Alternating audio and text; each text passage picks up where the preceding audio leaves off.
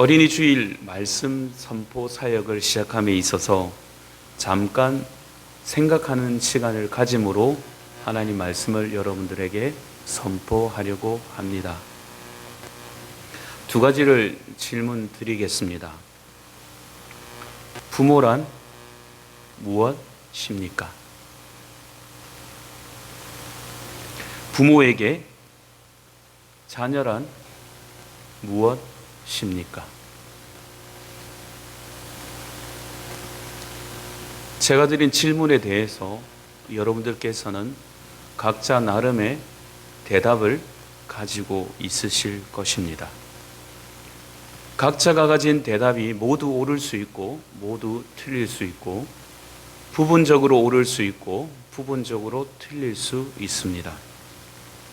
모두 옳고 모두 틀리고 부분적으로 옳고 부분적으로 틀린 이 대답 앞에서 우리가 우선해서 염두해야 할 것은 우리가 크리스천이라는 사실입니다.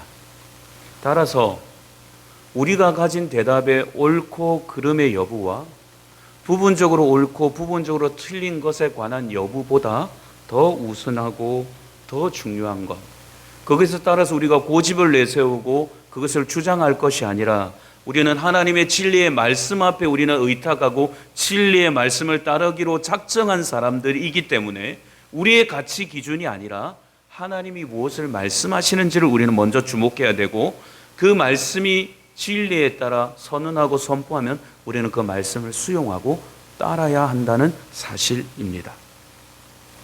하나님 말씀을 따라야 한다는 것, 하나님 말씀에서 답을 찾아야 한다는 것에 전제하에서 어린이 주일 설교를 하나의 집으로 비유할 때 그 집으로 들어가기 위해서는 여러 개의 문이 있지 않습니까?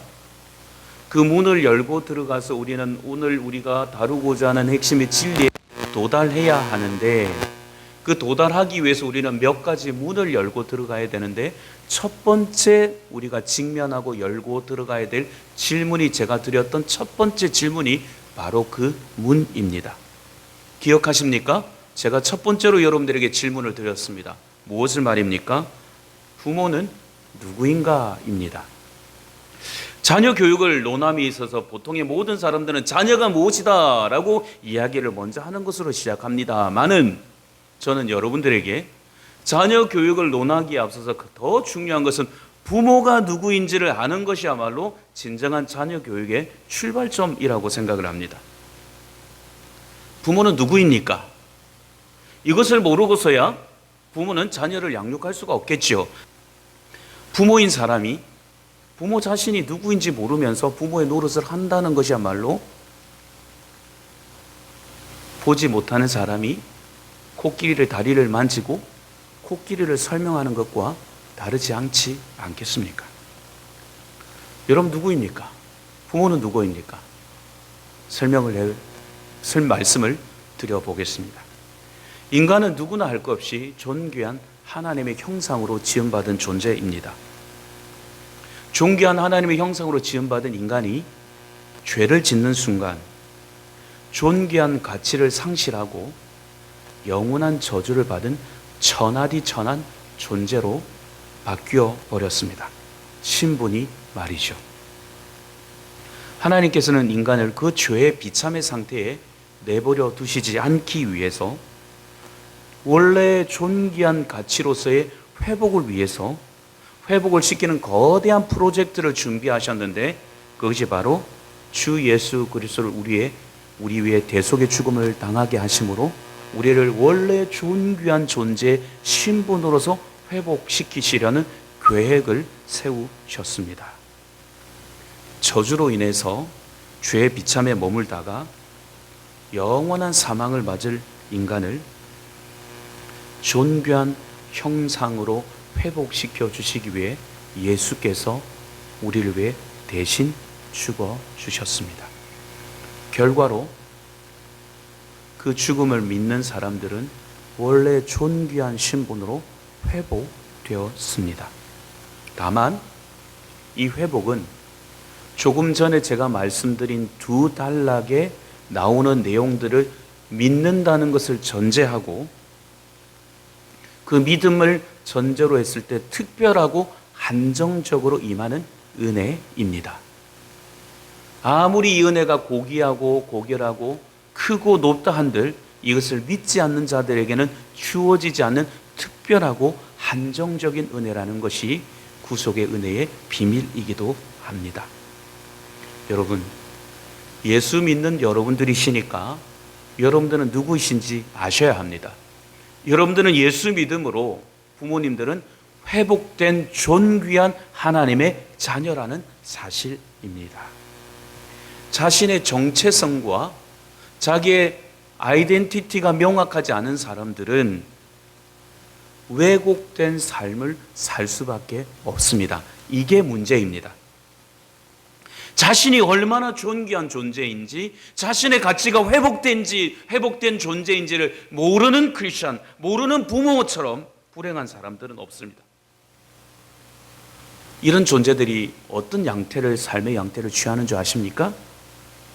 그것은 먼저 자기 몸과 자기 영혼을 학대한다는 겁니다.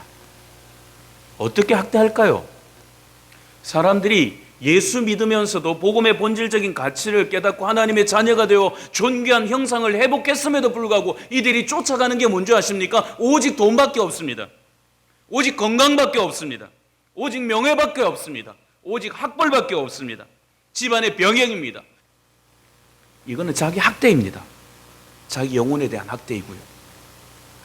이걸 집착하며 쫓아다니는 이것은 자신의 존재를 얼마나 초라하고 빈약하게 만드는 행위인지 모릅니다.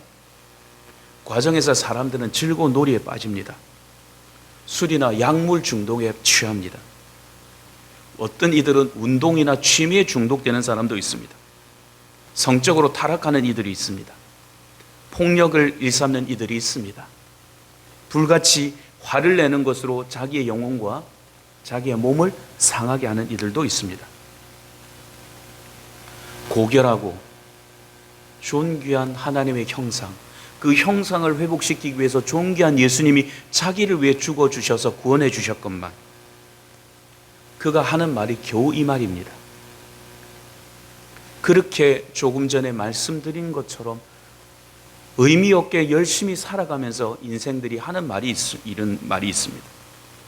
인생 뭐 있나? 하루가 즐겁고 행복하면 되지.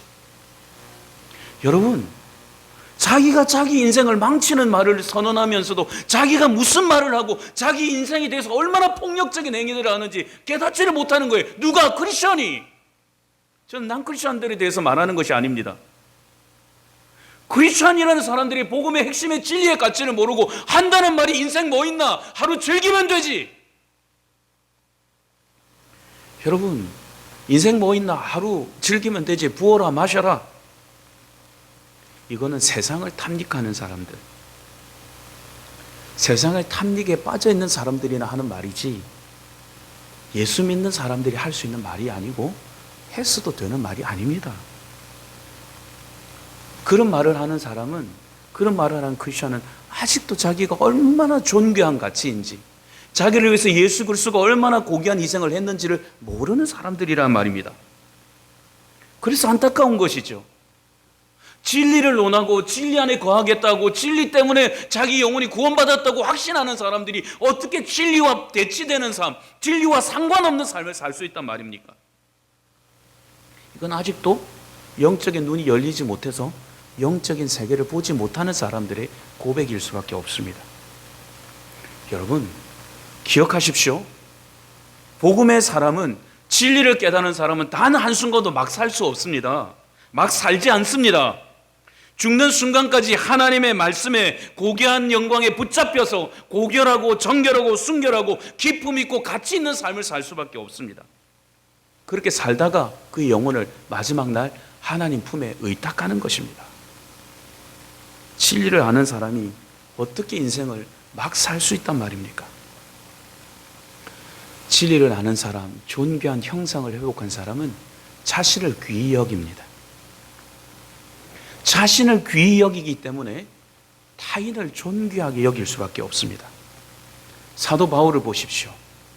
사도 바울이 회심하기 전에, 복음의 진리를 알기 전에 그가 확신했던 게 뭡니까? 나 하나님 믿는다. 나 하나님 믿는데 그냥 믿는 게 아니고 정말 절실하고 최선을 다해서 처절하게 믿는다라고 확신했지 않습니까? 하나님을 믿는다고 확신했던 사람이 뭡니까? 자기 영혼을 학대하는 일 그뿐만 아니라 타인의 영혼의 생명을 위해를 가하고 생명을 빼앗는 일에 적극적으로 동참했던 것이 하나님 믿었던 바울의 행위와 행동 아니었습니까? 복음을 깨닫고 나서 바뀌었고 회심했지 않습니까? 다른 사람에게 너그럽고 다른 사람에게 사랑이 넘치며 관용하며 기품 있고 품격 있는 자세를 견지하며 그대로 살아갔지 않습니까? 여러분들은 어떤 삶을 살고 계십니까? 복음의 진리에 깨닫는 사람, 하나님의 복음의 진리를 아는 사람은 비포와 애프터가 다를 수밖에 없습니다. 이전은 그러했을지라도 이후의 삶은 달라질 수밖에 없습니다. 여러분들의 정체성을 먼저 확인하십시다. 여러분과 저는 누구입니까? 이사야 43장 4절입니다. 선언해 볼까요? 이사야 43장 4절입니다. 시작. 내가 내 눈에 보배롭고 존귀하며 내가 너를 사랑하였은즉 내가 내 대신 사람들을 내어주며 백성들이 내 생명을 대신하리니. 여러분, 존귀한 여러분들의 몸과 영혼에 상처를 내는 일을 중단하시기를 축복합니다. 혹시나 그럴 일은 없겠지만 이전에나 앞으로 여러분들의 몸과 영혼을 위해하고 상하게 하는 일, 더러운 음란 영상물을 시청하거나 음란한 행동을 하거나 과격한 몸짓과 행위를 하거나 약물에 취하거나 술에 중독되어 살아가거나 기계적인 즐거움을 탐닉하거나 음담 패설을 일삼거나 하는 모든 일들은 자기의 영혼을 상하게 할 뿐만 아니라 타인의 영혼을 상하게 하는 엄청난 하나님 앞에서 범죄입니다. 더 나아가 가볍게 여길지는 모르겠지만 여러분, 조석 변개하는 아침과 저녁이 다르는 가벼운 말들과 거친 언어들과 험담, 이것은 일그러진 죄악된 모습으로 살아가는 그들에게서 나타나는 형태입니다. 그것을 지속하고 반복하면 그것으로 인해서 여러분들의 영혼이 상합니다. 여러분들의 근처에 있는 사람들이 가만히 있다가 폭탄 맞은 격으로 주변의 사람들이 상하게 되어 있습니다. 사랑하는 여러분, 부모 여러분, 여러분들은 그리스도께서 여러분들을 위해서 십자가에 죽어주신 존귀한 하나님의 형상들입니다. 이미 그리고 이후에 왜 존귀한 이들로 바뀌었는데 왜 썩어져가는 구습, 이전의 모습을 그대로 붙잡고 그대로 답보하면서 자신의 영혼을 위해하고 상처를 입히면서 주변의 사람들까지도 괴롭게 만드는 그런 비참한 인생을 포기하지 않고 계속해서 반복적으로 살아가는 어리석음을 범하려 하십니까? 상처와 죄의 습성을 버리시고 새 사람을 덧입으시기를 축복합니다. 그렇게 될 때 여러분들에게 찾아오시는 위대한 하나님의 은혜, 새벽 빛같이 찾아오셔서 그 빛의 영향으로 바꾸시고 새롭게 하시는 은혜를 덧입을 수 있는 은혜가 여러분들 가운데 임하게 될 것입니다. 그것은 단순한 결심으로 되지 않습니다. 여러분, 복음의 진리를 붙잡고 죽기를 각오하는 마음으로 여러분 처절하게 싸우지 않으면 그 바뀐 본성이 여러분들 것으로 작동될 수 없습니다. 오래된 습관이 하루아침에 바뀌는 법이 없습니다. 여러분, 정말 죽기를 각오하고 이전의 저주의 습관을 포기하고 버리겠노라고 선언하며 달려가셔야 합니다. 두 번째, 두 대문을 열고 오늘 설교의 핵심 가운데로 들어가려고 합니다. 부모는 누구인가를 여쭈었다면 이제는 우리가 다루고자 하는 자녀가 누구인지를 다루어야 하겠지요. 시편 127편 3절입니다. 같이 읽어볼까요? 시작. 보라, 자식들은 여호와의 기업이요 태의 열매는 그의 상급이로다. 여러분, 자녀가 부모의 소유물입니까? 입니까? 아닙니까? 눈치 빠른 분들은 빨리 대답하시네요. 그러나 여러분들의 말씀은 그래 하셔도 행동으로는 여러분들의 소유물이라고 생각하고 행동하시는 분들이 많으시던데요. 자녀는 부모의 소유물이 아닙니다. 우리의 자녀이기 이전에 하나님은 말씀하셨습니다. 여호와의. 우리의 자녀이기 전에 하나님께 소속되어진 자녀라는 말입니다. 자녀는 우리에게 소속되기 이전에 하나님께 귀속된 존재들입니다. 아무런 힘이 없는 약자인 자녀들을 양육권을 가졌다는 이름만으로 거친 말과 거친 행동을 일삼는 것은 여호와를 만홀히 여기는 태도와 동일합니다. 여러분들의 자녀는 존귀한 하나님의 자녀들입니다. 우리가 자녀를 양육할 때 아주 두렵고 떨리는 마음으로 우리가 양육해야 되는 것은 전능하신 하나님, 천지 만물을 지으신 하나님, 인간의 생사화복을 주관하시는 하나님, 그 하나님의 소유된 자녀, 그것이 우리의 자녀라는 거죠. 그 자녀의 주인이 되시는, 원래 주인이 되시는 그 하나님, 위대한 그 하나님께 소속된 그 자녀를 우리는 위탁마탁 관리하는 관리자들이란 말이에요. 그런데 우리의 자녀인 것처럼 그 귀대하고 존귀한 분의 자녀를 왜 우리가 함부로 취급하며 우리 마음대로 좌지우지 할 수 있단 말입니까? 우리는 인식해야 합니다. 하나님께 소속된 자녀라는 사실. 그래서 여러분들께 질문 드려보겠습니다. 좀 냉혹하고 냉정한 질문입니다. 여러분 중에 여러분들의 부모를 선택할 수 있는 권한이 주어진다면 여러분들께서는 여러분들의 지금의 부모님을 여러분들의 부모님으로 선택하시겠습니까? 선택하실 것이라고 말씀하시는 분도 일부 계실 것입니다. 그런데 어떤 분들 중에는 No, 절대요. 저는 절대 지금 우리 부모님이 내 부모님이 된다는 것 상상도 하기 싫습니다 라고 말씀하시는 분들도 계실 것입니다. 여러분, 그 부모 때문에 끔찍하다고 여기는 그 이전의 삶을 살아오시면서 그 끔찍하게 여기서 다시는 돌아가고 싶지 않다고 말하는 그 부모 곁에 그 부모가 살아왔던 삶을 답습하고 답보하고 있다면 여러분들의 자녀는 여러분들을 부모로 선택할 권한이 주어진다면 다시 선택하고 싶을까요? 냉혹하지만 때로는 마음이 불편하지만 정확한 질문 아니겠습니까?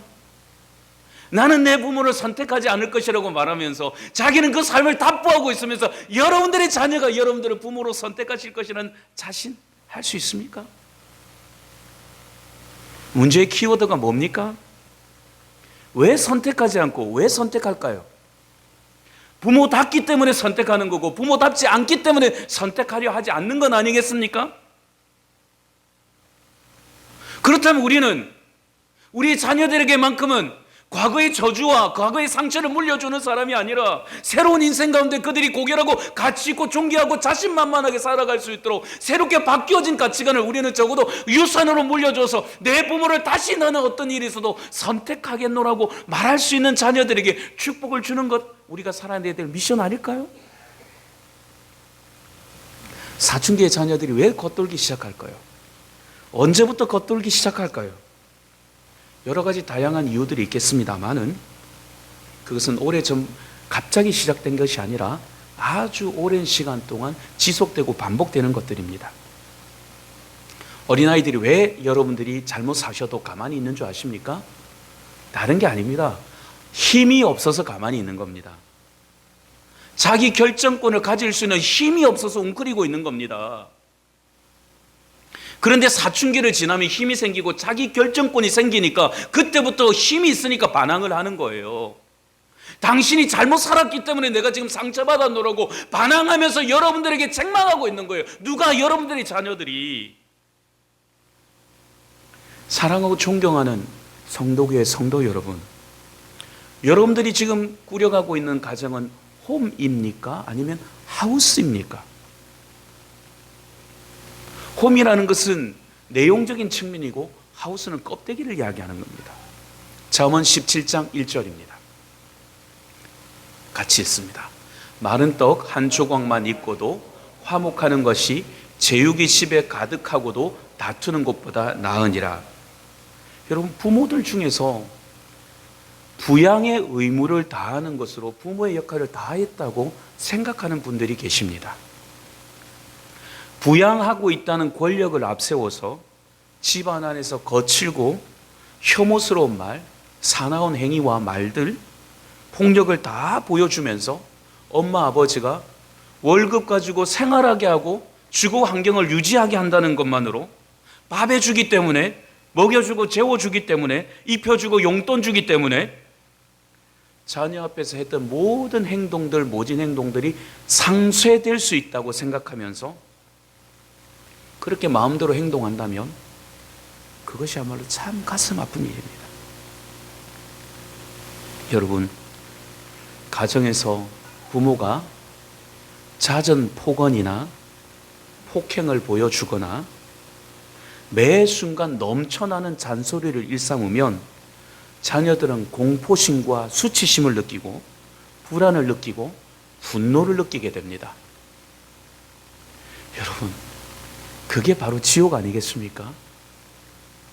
지금 아이들에게는 이미 지옥인데 그 지옥을 왜 꾸역꾸역 문 열고 들어갈까요? 갈 데가 없어서 그렇다니까요. 힘이 없어서 그렇다니까요. 갈 데가 없고 힘이 없으니까 날마다 지옥인 줄 알지만 꾸역꾸역 그곳으로 들어갈 수밖에 없는 그 아이들의 심정을 역지사지해서 한번 생각해 보세요.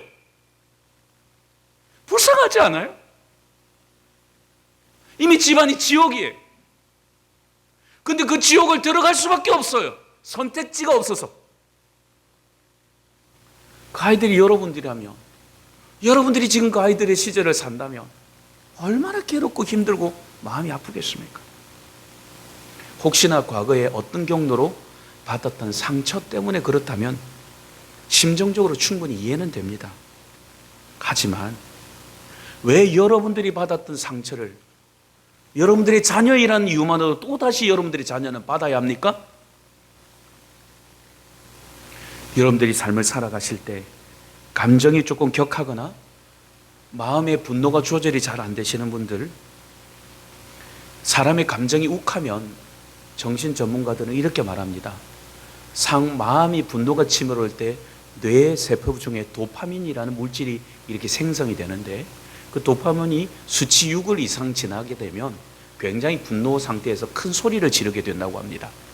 그때 전문가들은 이렇게 조언합니다. 15초 동안 말하지 말고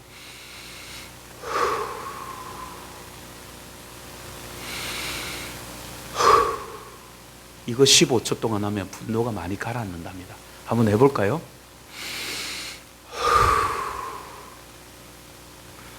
그거 안 한다고 여러분 화 안 내시는 분 줄 제가 믿을 줄 아십니까?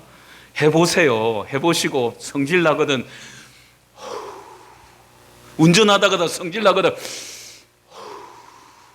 옆에서 잔소리 해가지고 성질 나거든,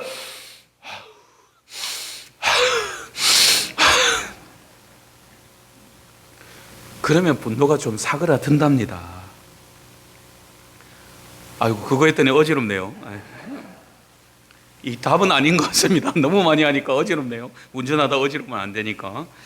화가 날 때 잠깐 숨을 크게 내쉬고 잠깐 쉬었다가 가면 분노가 그만큼 컴다운 된답니다. 그리고 여러분 생각해 보십시오.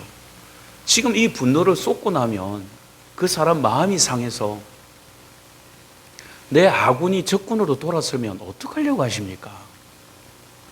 필요 이상의 분노는 반항을 낳습니다.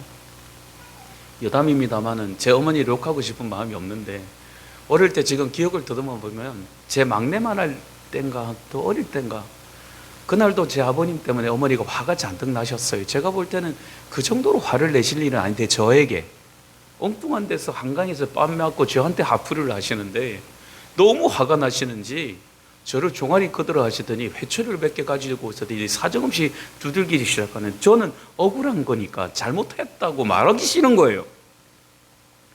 그래, 잘못했다고 말을 안 하니까 사정없이 때리고 또 때리고 때린데 또 때리더라고요. 종아리가 얼마나 시퍼렇게 피멍이 들었는지 욱신거리고 앞에 와서 잠을 잘 수가 없어서, 그런데도 분노가 나서 분이 나서 잠을 잘 수가 없는, 분노가 나면 눈물이 나고 속상하고 막. 그런데 밤 되니까 세상에 대한민국 모든 사람의 타박상에 만능 치료제 안티프라민, 그 뚜껑을 열면서 가지고 오면서 종아리에 쓱쓱 바르는데 아픈 데다 바르니까 얼마나 아파요. 그러면서 바르는 거예요. 때리지나 말든지, 때린데 또 때려놓고 또 때릴 때는 언제고 약 바를 때는 언제고, 얼마나 괘씸하고 분노가 나는지 얼마나 속상해서 지금도 기억하고 있겠어요. 지금 40년도 더 지났는데 얼마나 속이 상한지. 그러면서 울더라고. 그게 더 싫은 거예요. 더 밉고. 그러니까 울 거를 왜 때리느냐고요. 그렇게 마음 아파서 그 안티프라민 바르고, 제 마음이 이미 깊이 상처가 났는데 그 안티프라민 받는다고 마음이 상처가 났나요? 여러분, 육선이 가득하고요, 다투는 집안은 가족이라는 하우스라는 법적인 공간만 남을 뿐이에요. 이미 그들은 심리적으로 남남인 거죠. 심리적으로 남남인 사람들은 하우스라는 집안에 거하지만 심정적으로 이미 원수와 같습니다. 지나가다 몸이 부대끼면 불편해요. 가족인데도 불구하고 몸이 닿으면 싫어요. 말을 섞으면 가족인데도 불구하고 피곤한 거예요. 각자 식사 시간이 다 달라요. 각자 먹고 각자 나가요. 각자 놀이를 각자의 방에서 합니다. 이들은 법적으로 하우스 안에 거하는 존재들 뿐이에요. 여러분, 가정은 아이들이 가장 안전하고 가장 행복을 누려야 될 천국과 같은 곳이어야 합니다. 가족 구성원들이 초라한 집에 살지만 작은 일에 오손도손 행복하고, 살을 맞대면 행복하고, 같은 이불을 땡기면서 덮어도 그것 때문에 체온 때문에 따뜻하고, 같이 먹으면서도 작은 것 하나 새똥구리가 굴려가도 그걸 보면서 하하호 웃을 수 있는 가족, 그거 천국 아닌가요? 넘쳐나서 행복한 게 아니라 가족 구성원 간에 서로 사랑하기 때문에 행복한 거 아니겠습니까? 함께 공감하고 함께 울고 웃는 그런 공동체 자녀들은 떠나라고 해도 떠나지 않고 떠났다가도 돌아올 수밖에 없습니다. 여러분들은 자녀에게 어떤 부모이십니까? 혹시나 부끄러운 부모는 아니십니까? 부모가 언제 부끄럽습니까? 가난해서요? 병들어서요? 외모가 못나서요? 못 배워서요? 아닙니다. 그의 태도가 부끄러워서요. 그가 부끄러운 삶을 살기 때문에 부끄러운 겁니다. 부끄러운 삶을 살면서도 부끄러운 줄 모르기 때문에 부모가 부끄러운 거예요. 성경은 말합니다. 남을 이렇게 대하라. 마태복음 5장 22절입니다. 나는 너희에게 이르노니 형제에게 노하는 자마다 심판을 받게 되고, 형제에 대하여 나가라 하는 자는 공회에 잡혀가게 되고, 미련한 놈이라 하는 자는 지옥불에 들어가게 되리라. 무슨 말입니까? 예수님이 말씀하시는 건 뭐냐면, 형제에게 라가, 즉 바보라고 말하지 마라. 그의 인격을 모독하는 것, 행위들로 언어들로 구사하지 말라라고 말씀하셨습니다. 형제에게조차 바보라고 말하지 말라고 말씀하신 것이 성경의 원리이고 기본적인 뚜리입니다. 형제에게 그리고 이웃에게 이런 사람이 되어주라고 하셨습니다. 로마서 12장 15절입니다.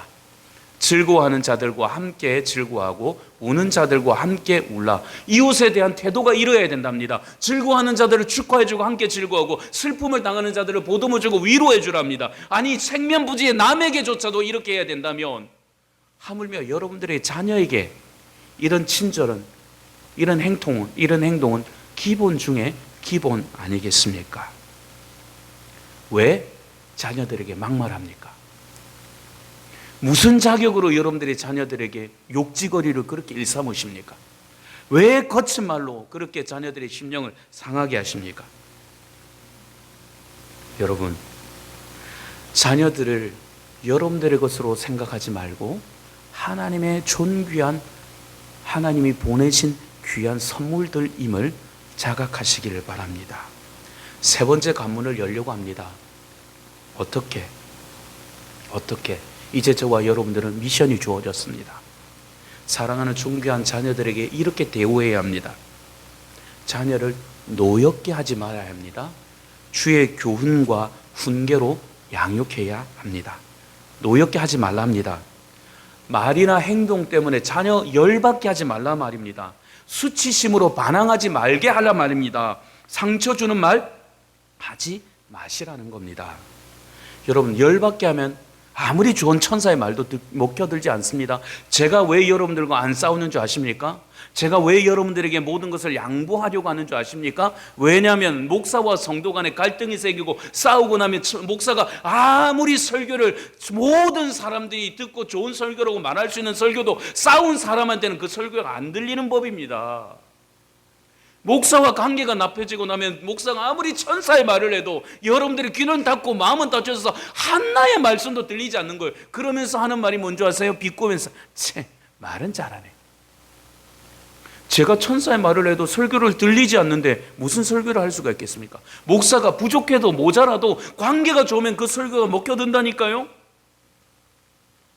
여러분, 자녀들을 열받게 하지 마십시오. 여러분들이 아무리 천사의 말을 해도 자녀 열받게 하면 귀 닫고 마음 닫고 아무 말도 여러분들의 말을 청종하지 않습니다.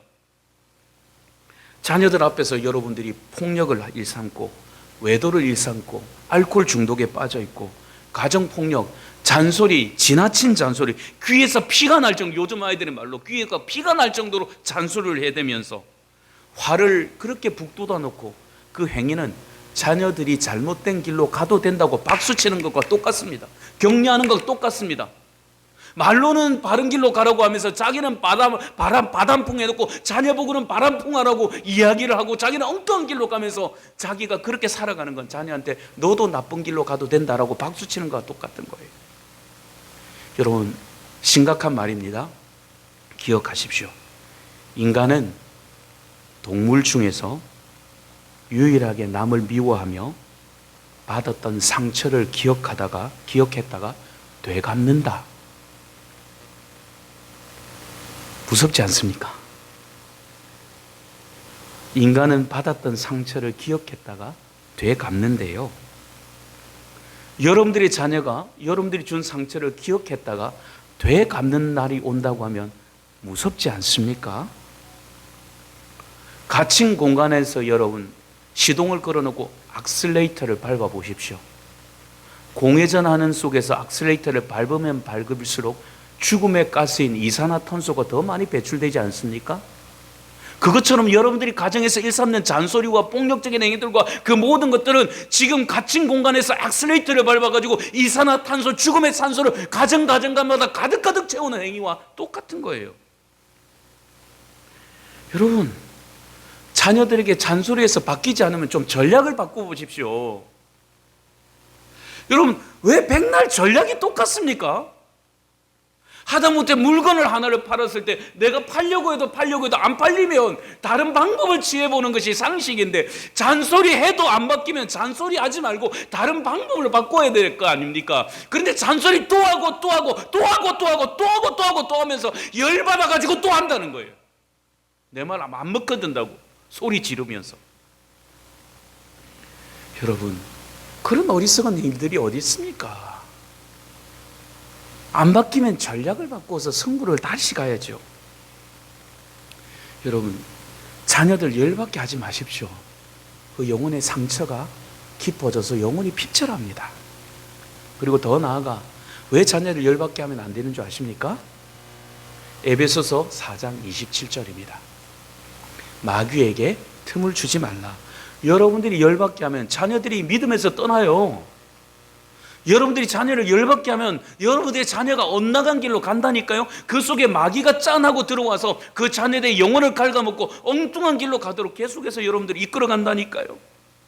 무엇으로 가르쳐야 합니까? 주의 교훈과 훈계로 가르쳐야 합니다. 여러분, 자녀들을 가르치기 이전에 여러분 스스로가 주의 교훈과 훈계에 양육받으십시오. 주의 말씀과 교훈에 훈육받은 사람, 철저히 자신이 하나님의 진리 앞에 서 있는 사람들은 진리의 말씀을 자연스럽게 흘려보낼 수밖에 없습니다.